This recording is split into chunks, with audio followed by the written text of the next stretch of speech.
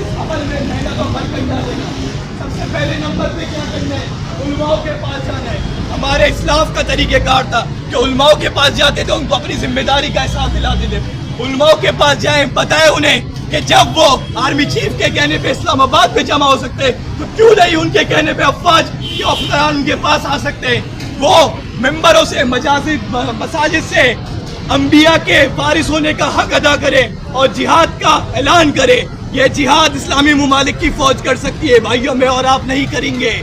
فلسطین میں 16 لاکھ کی آبادی موجود ہے، میں اور آپ وہاں جا کے کچھ نہیں کر سکتے، وہاں پہ منظم جہاد چاہیے اور یہ جہاد اسلامی افواج کر سکتی ہے۔ ان کو متحرک کون کرے گا؟ علماء کرام کریں گے۔ دوسرا کام، اپنے رشتہ داروں، دوست احباب جا کے تلاش کریں، کوئی بھی اگر موجود ہو افواج میں، کوئی بھی لنک موجود ہو، کوئی بھی کانٹیکٹ موجود ہو، ان سے جا کے ملے، ان کو ان کی ذمہ داری کا احساس دلائے، ان سے بولے کہ جہاد کی فرضیت کے بارے میں بتائے، فلسطین کی سرزمین کے بارے میں بتائے، انبیاء کی سرزمین کے بارے میں بتائے۔ اور تیسرا کام، جتنے بھی سوشل میڈیا انفلوئنسر ہیں، کوئی بھی سوسائٹی میں اصول رسوخ رکھنے